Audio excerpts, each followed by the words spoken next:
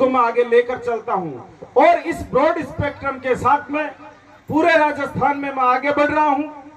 आप सबको मालूम है, इंद्राज जी भाई साहब बैठे हैं, बैरवा साहब बैठे हैं, सत्यवान जी बैठे हैं और मेरे टीम के भाई राहुल जी हैं, गोपाल जी हैं, संजू जी, तमाम लोगों को मालूम है मैं अभाव की जगह से निकल कर गया हुआ हूं।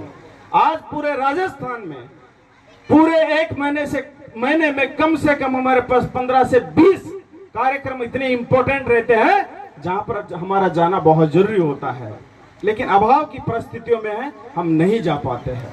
इसलिए मैं प्रयास कर रहा हूं कि संवैधानिक विचार मंच के माध्यम से एक ऐसा संरक्षक मंडल हमारे बीच में हो। उस मंडल का काम यह रहे वो हमें संरक्षित करे, वो हमें मार्गदर्शित करे, हमारी ऊर्जा को किस तरह से इस समाज के ऊपर लगानी है, इस चीज के लिए हमें वो पोषित करे। और हम उस संरक्षक मंडल को, सरकारी कर्मचारियों को, अधिकारियों को ये पूरा भरोसा दिलाते हैं, आपके द्वारा किया हुआ भरोसा, आपके द्वारा दिया गया मान सम्मान हम कभी भी नीचे नहीं गिरने देंगे। इस बात का मैं आपको विश्वास दिलाता हूं। आज पूरे राजस्थान के अंदर अगर हम नजरें फैलाकर देखते हैं तो हमारे पास मजबूत नेतृत्व नहीं है, चाहे वो राजनीति में रहे, चाहे वो मास मूवमेंट के रूप में आपके बीच में कोई आंदोलनकारी रहे। इस तरह का पूरे राजस्थान में ऐसा कोई चेहरा नहीं है जिससे राजस्थान के सरकारी अधिकारी जो कि बड़े ओहदों पर बैठे हुए हैं, राजस्थान सरकार में बैठे हुए नेता लोग जो कि बड़ी कुर्सियों पर बैठे हुए हैं, किसी भी दलित चेहरे से खोट खाता हो। और इतनी बड़ी कम्युनिटी है, इसलिए मैं इस बात को बहुत गंभीरता से मेरे कंधों पर यह जिम्मेदारी समझते हुए आगे बढ़ने का प्रयास कर रहा हूं कि इतनी बड़ी कम्युनिटी का कोई तो ऐसा नाम हो जिसके नाम से सरकारें खौफ खाए, उनके हित के लिए उनके कल्याण की योजनाएं बनाए, उनके ऊपर होने वाले अत्याचारों के ऊपर वो सोचे, उनके किसी भी प्रकार के विकास में सरकारें खौफ खाए। इस तरह की रणनीति के साथ मैं आगे बढ़ रहा हूं। आपको मालूम होगा ये जो यहां पर कोचिंग चल रही है, इस कोचिंग में हमारे स्टूडेंट पढ़ते हैं, हमारे छात्र उनको पढ़ाते हैं, लेकिन वो छात्र ऐसा नहीं कि पढ़ के वो नौकरी में लग जाएंगे। हमारी थीम है संविधान जो बाबा साहब ने दिया, उस थीम को भी हम बच्चों को एजुकेशन के साथ साथ दें। ये किस तरह से देते हैं मैं आपको बताना चाहता हूं। किसी भी समाज में बदलाव के हम 3 प्रयास मोटे मोटे समझते हैं। ये 3 प्रयास मैं इस तरह से समझता हूं और हमारे कार्यशालाओं के मॉडल में भी रहते हैं। जिस क्षेत्र में हम रहते हैं वहां की शिक्षा पद्धति को सुधारा जाए। शिक्षा में किताबी ज्ञान, डिग्रियां हैं।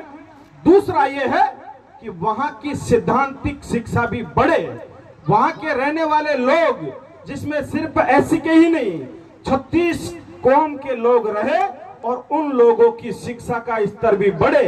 इससे क्या होगा, वर्षों से भेदभाव हो रहा है, वर्षों से महिलाओं को कमजोर समझा जा रहा है, वर्षों से छुआछूत किया जा रहा है।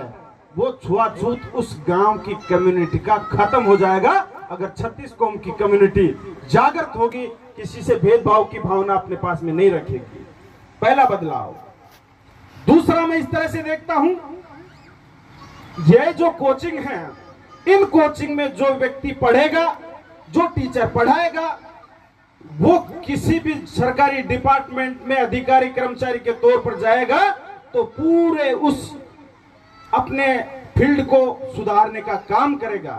मैं उदाहरण के तौर पर कहना चाहता हूं, अगर आपके गांव का कोई कांस्टेबल बन गया, आपके गांव का कोई आईएएस बन गया और उस व्यक्ति के पास नॉलेज, किताब के नॉलेज के साथ में सिद्धांतिक नॉलेज है, मानवीय मूल्य उसके अंदर है, तो भले वो ट्रैफिक में कांस्टेबल क्यों ना लगे, किसी से रिश्वत नहीं लेगा वो व्यक्ति। इस तरह की कोचिंग की हम बात करना चाहते हैं।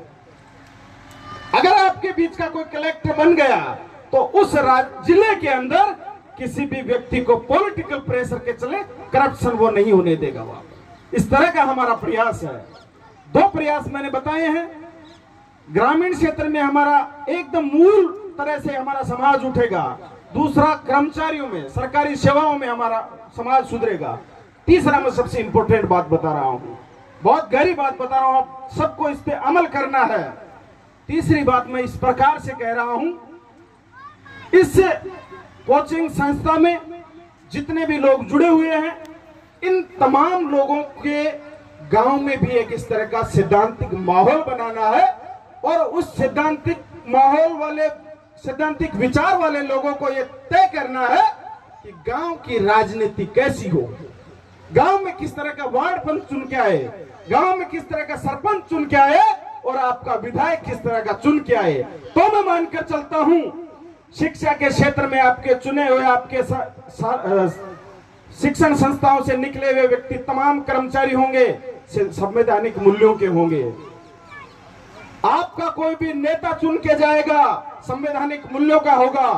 और आपके बीच से अगर कोई भी समाज में रहेगा व्यक्ति, अधिकारी होगा, कर्मचारी होगा, वो भी संवैधानिक मूल्यों का होगा। तब जाकर बाबा साहब के सपनों का संविधान बनेगा।